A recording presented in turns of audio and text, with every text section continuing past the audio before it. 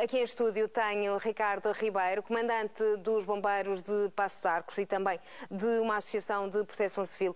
Muito boa tarde, obrigada por ter vindo. Estamos perante, todas as autoridades londrinas dizem que estamos perante um incidente de enormes proporções, mas depois, ao mesmo tempo, vamos ouvindo estes relatos dos moradores do prédio, 600 pessoas que moram naquele prédio, 24 andares, 120 apartamentos, e que, mesmo depois dos bombeiros chegarem, não só não tocou aparentemente o alarme do prédio, o alarme geral contra incêndios, como quando os bombeiros chegaram, não avisaram toda a gente. Acha que isto podia ter corrido tudo de outra forma?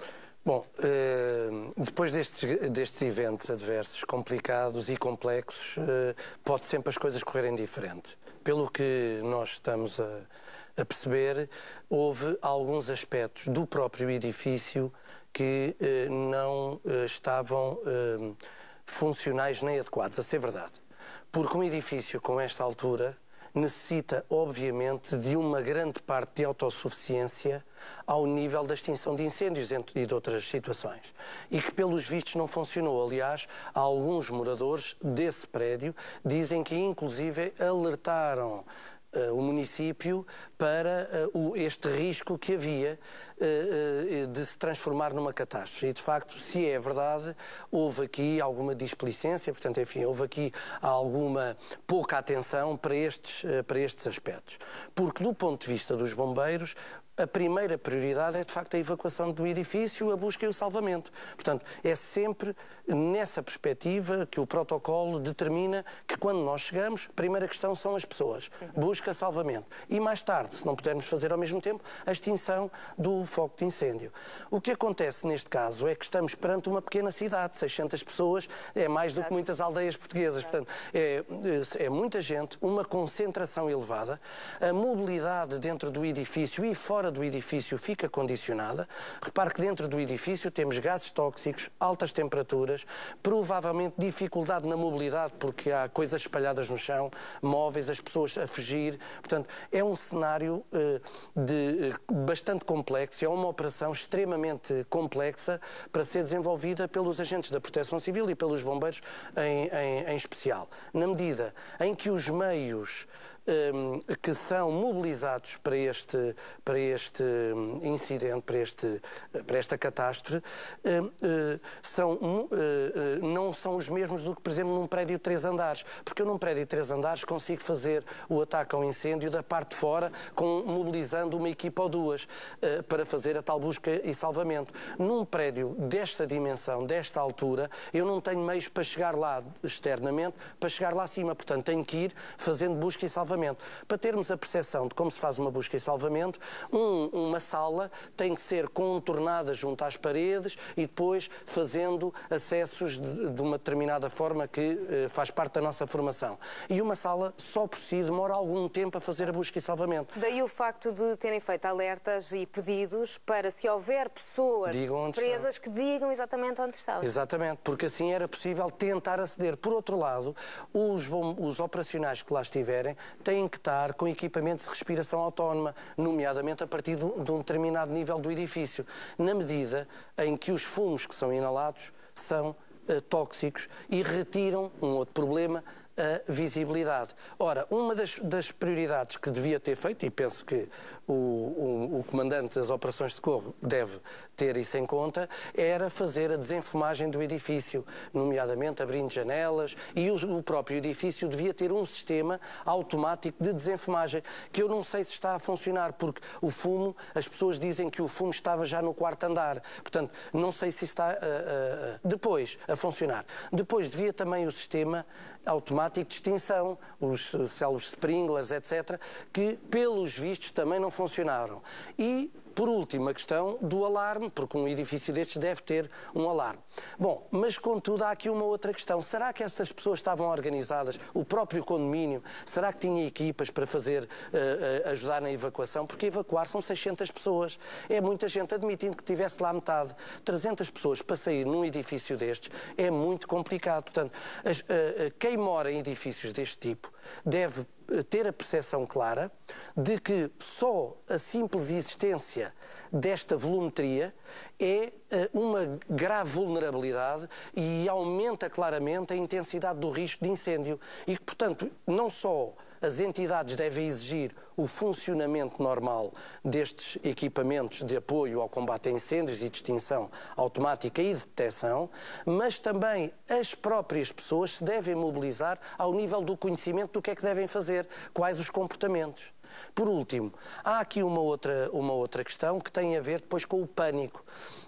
Já tem acontecido situações de edifícios desta altura em que o incêndio já está extinto, os fumos continuam ainda a produzir-se e as pessoas continuam ainda, algumas até a suicidar-se, porque julgam que ainda têm o incêndio ativo e esses fumos são também com temperaturas, portanto, convém explicar também isto, porque a propagação do incêndio, nestes casos, faz-se ou por indução ou por convecção de uns andares para os outros. Para o cidadão comum isto parece quase impossível, mas a verdade é que é assim que se propaga. E neste caso é visível eles saltarem de um edifício para o outro através exatamente destes dois mecanismos e também de convecção.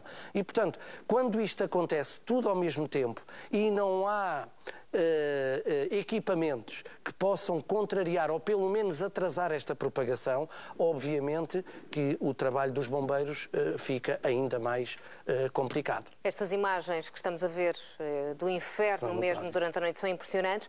Os bombeiros chegam até que piso? Os bombeiros vão até ao último piso, depende internamente. O combate ao fogo, externamente? Não, externamente podem ir até ao 25º, 30º, depende do equipamento que tiverem. Há até já edifícios mais recentes que até têm um sistema de evacuação exterior automática. As pessoas sobem ou descem para um determinado andar e a partir daí chamam tipo um elevador exterior. Há outros que têm mangas, enfim, há uma série de sistemas que este tipo de edifícios deviam ter, porque não há outra forma, porque nós podemos mandar, repare, se eu tenho 50 feridos, esses 50 feridos rapidamente se transformam em cadáveres, porque, por causa da inalação dos fumos, das temperaturas, da desidratação, enfim, do pânico, dos atropelamentos, das quedas de nível para outro nível. E, portanto, eu tenho que rapidamente chegar a essas pessoas. Se eu tenho 6 ou 7 equipas, e não é mau, 6 ou 7 equipas de imediato, essas equipas levam se calhar mais de 1 hora para fazer a busca e salvamento num edifício destes. Por outro lado, há locais que, dada a temperatura dos fumos, não são de acessibilidade para o ser humano. Portanto, tem que se promover primeiro a desenfumagem e depois dir-me assim, mas aí já não há pessoas, pronto, se tiverem pessoas estão mortas. Sim, mas não conseguimos é depois passar para cima. Porque se não se consegue passar de um andar porque está com um incêndio ou com fumos com alta temperatura ou com outras situações que impeçam, as equipas ficam ali presas. E os sistemas internos automáticos de sobrevivência é que deviam de estar a funcionar. Porque provavelmente se o sistema de extinção automático estivesse a funcionar, este problema, pelo menos com esta dimensão, não se colocava. Só para terminar, quando estava a chegar, ouvi na rádio de que tinham retirado a possibilidade de colapso do edifício. Bom, eu não vou dizer que o edifício vai cair, obviamente, mas com este tempo e na situação que ainda estamos, fazer uma conclusão destas, no mínimo, é duvidosa.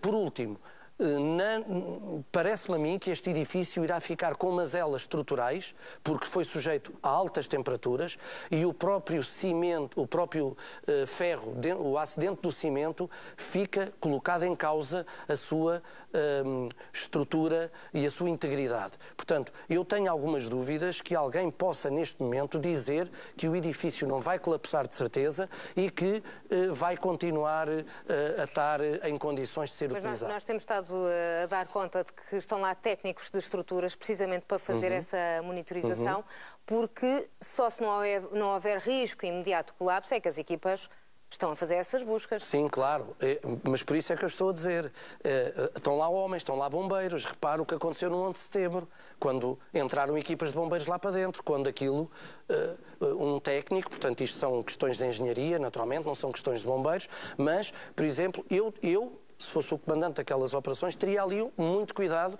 e queria falar muito bem com os responsáveis da questão da engenharia que estivessem lá a aconselhar-me, porque, de facto, temperaturas desta altura, a meio do prédio, ainda não houve explosões, felizmente. Isto levanta aqui questões de segurança estruturais que ou se tem a certeza do que se está a dizer ou podemos estar a colocar ainda mais pessoas em perigo. Agora, e a segurança dos bombeiros tem que ser assegurada. Quem está em risco são só os operacionais que estão lá a fazer buscas. E as pessoas que ainda lá estão, não é? E as pessoas que ainda lá estão, exato, que não se sabe exatamente onde é que estão. Ricardo Ribeiro, muito obrigado pelas suas explicações muito esclarecedoras aqui esta manhã na TV24.